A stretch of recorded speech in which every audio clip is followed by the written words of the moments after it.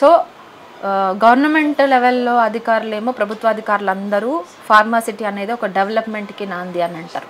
అక్కడ ఉన్నటువంటి ప్రజలేమో మాకు అక్కడ పొల్యూషన్ అంటారు. అక్కడ ఉన్నటువంటి రైతులేమో మాకు ఆ భూములే జీవనాధారం, ఆ భూములకి నగ్గపోతే మాకు అసలు జీవనాధారం ఉండదు, మేము రోడ్డు మీదకి వస్తాం, మా పొట్ట చేత పట్టుకొని మేము వ్యవసాయం చేసుకునేటోళ్ళం అందరం అనేది. అసలు ఎందుకు మేడం అంటే వాళ్ళ విషయంలో అంటే ఫర్దర్గా ఎలాంటి న్యాయం జరుగుతుంది? వాళ్ళు ఢిల్లీ వరకు వాళ్ళ పోరాటాన్ని తీసుకుపోయారు కదా, వాళ్ళకి నిజంగా న్యాయం జరుగుతుంది అంటారా? అంటే వాళ్ళు ఆలోచించేది, వాళ్ళు అర్థం చేసుకున్నది ఏంటంటే గవర్నమెంట్ ఏ ఆర్ఆర్ ప్యాకేజ్ ఇచ్చినా మా భూములు, మా ఇళ్ళు వాకిళ్ళు, మా జీవనోపాధి మాకు దొరకదు అనేది వాళ్ళకి అర్థమైంది. వీళ్ళందరూ భూముల్లో ఇప్పుడు వేరే చోట్ల ఆధిపత్య కులాల వాళ్ళు అనుకోండి, రెడ్డిసు, చౌదరీసు, ఇంకా వేలమలు, ఇతర ఆధిపత్య కులాలు వాళ్ళు ఏం వ్యవసాయం వ్యక్తిగతంగా ఆడవాళ్ళు మగవాళ్ళు అందరు పడి చెయ్యరు, జీతగాళ్ళని పెట్టుకుని చేయించుకుంటారు. కానీ ఇక్కడ బంజారాస్ వాళ్ళు కూడా మొత్తం ఆడ మగ ముసలి పిల్ల జల్ల అందరూ పని చేసుకుంటారు.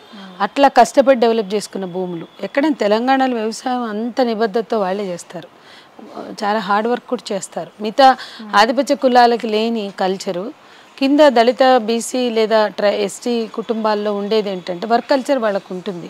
వాళ్ళు శ్రమ చేస్తారు చాలా ఎక్కువగా, అంటే ఇంటిల్లిపాది శ్రమ చేసి నిలబెట్టుకున్న ఆస్తులు. ఇప్పుడు చూడండి, మా ఊళ్ళల్లో 100 ఎకరాలు ఉన్న రెడ్డిస్కి లాస్ట్కి 2-3 గుళ్ళు, ఎందుకంటే కూర్చుని తింటే భూములు కరిగిపోతాయి. నేను చాలా మందిని చూసిన 20-30 ఉన్న వాళ్ళు అసలు లేకుండా ఉండి ఇప్పుడు పనులు చేసుకుని బతికే వాళ్ళని చూసా. సో వర్క్ కల్చర్ ఉండి ఆధిపత్య కులాలు చాలామంది వర్క్ కల్చర్ లేక శ్రమ చేయక భూములు కోల్పోయిన కుటుంబాలు ఇవాళ గ్రామాల్లో ఉన్న వాస్తవం ఇది. భూములు కోల్పోయిన వాళ్ళని చూసాం. కానీ కుటుంబం అంతా శ్రమ చేసి 2 ఎకరాలు 4 ఎకరాలు చేసిన వాళ్ళు, 4, 5, 6 చేసుకున్న వాళ్ళని కూడా మనం కింది వర్గాల్లో చూసాం. కాబట్టి ఇది అర్థం చేసుకుంటే ఆ భూమి వాళ్ళకి ఎంత ముఖ్యమో మనకు అర్థమవుతుంది. ఆ భూమి మీద వాళ్ళు ఎంత ప్రేమను పెంచుకుంటారు. 75లో ఇందిరమ్మ ఇచ్చిన భూముల్ని ఈరోజు కూడా అమ్ముకోకుండా నిలబెట్టుకుని కష్టపడి ఆ భూముల్లో బంగారం పండేగా మార్చుకుని వ్యవసాయం చేసి పిల్లల్ని చదివించుకుని, లేదా పిల్లలు బయటికి వెళ్ళి ఉద్యోగాలు చేసి మళ్ళీ తిరిగి ఆ ఊర్లోనే మంచి ఇల్లు కట్టుకుంటే దాన్ని ధ్వంసం చేయడం అనేది బాధ్యత కాదు, అది ఆలోచించవలసిన విషయమే తప్ప. కాబట్టి ఇక్కడ దానిలో ఉన్న మెరిట్స్ ఏంటి, డిమెరిట్స్ ఏంటి, ఒక ప్రాజెక్ట్ తెద్దాము అనుకున్నప్పుడు ఆ ప్రాజెక్ట్ వలన జరుగుతున్న నష్టం ఏంటి, మేలేంటి అనే బేరీజ్ వేయాల్సిన బాధ్యత ప్రభుత్వాలకి ఉంటుంది. దానిలో ఉన్న మెరిట్స్ని అర్థం చేసుకుని ఇవి మెరిట్స్ కాదు మాకు వద్దు అనుకుని తిరస్కరించే హక్కు వాళ్ళకి కూడా ఉంటుంది.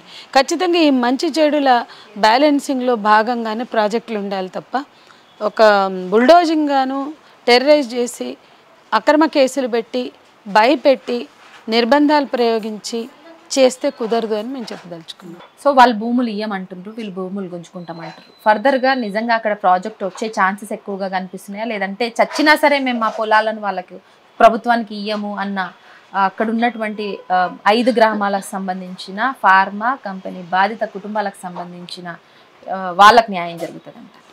అంటే ఒకటండి, ఇప్పుడు గతంలో పుణుకుడు చేలక ఎయిర్పోర్ట్ తెస్తామని 5 గ్రామాల పరిధిలో 3000 ఎకరాలు తీసుకుందామని చేస్తే అక్కడ ప్రజలు ప్రాణాలైనా ఇస్తాం కానీ మా భూములు ఇవ్వమని ఆదివాసీలు తిరగబడ్డారు. సర్వేలు కూడా చేయనివ్వలేదు. అప్పుడు ఆఖరికి పుణుకుడు చెలక ఎయిర్పోర్ట్ని రద్దు చేసుకుని వెళ్ళిపోయింది గవర్నమెంట్. అది రద్దు చేస్తూ ప్రకటించారు.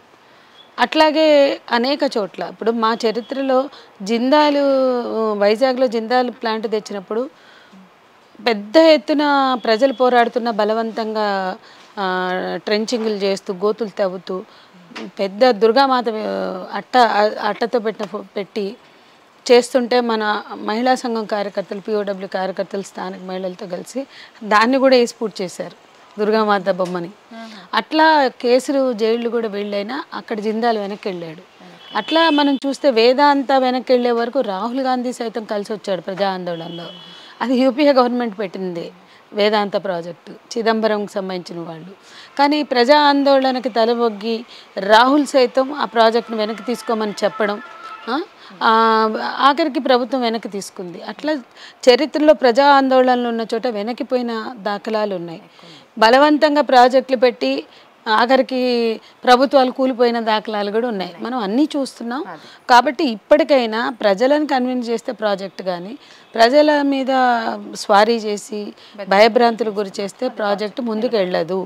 అట్లాగే ఇవాళ వాళ్ళు కూడా మాట మార్చి ఇది ఇండస్ట్రియల్ పార్క్ ఫార్మా కాదు అంటే పొల్యూషన్ అనే పాయింట్ రాకుండా ఇది ఇప్పుడు ఇండస్ట్రియల్ పార్క్ అంటున్నారు. అది ఇండస్ట్రియల్ పార్క్గా ఏ రకంగా తెస్తున్నారు? మేము అపాచీకి వెళ్ళాం, వాళ్ళ తర్వాత ఎంత బాధపడ్డారో చూసాం. 30,000 ఎకరాల భూమి శ్రీ సిటీ అపాచీ, అక్కడ కూడా ప్రజలు ఇవాళ తినడానికి తిండి లేకుండా గన్నేరు గింజలు నూరుకొని చచ్చిపోయిన వాళ్ళని కూడా కలిసి వచ్చాం.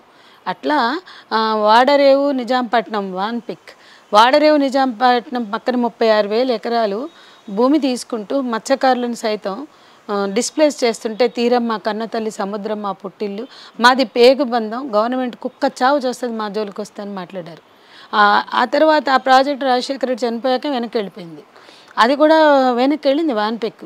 అందుకని ప్రాజెక్ట్స్ అన్నీ ముందుకు వస్తాయని లేదు, ప్రజలు గట్టి రెసిస్టెన్స్ ఇచ్చిన చోట వెనక్కి కూడా వెళ్ళాయి.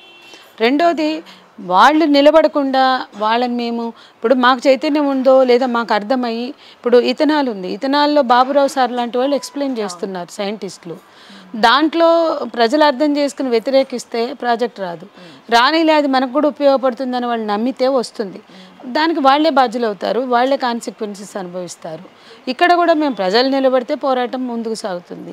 మా స్టాండ్ ఎప్పుడు మారదు. ప్రాజెక్టులు ప్రజలకు ఉపయోగమా కాదా దాన్ని బట్టే మేము మా స్టాండ్ని మేము తీసుకుంటాం.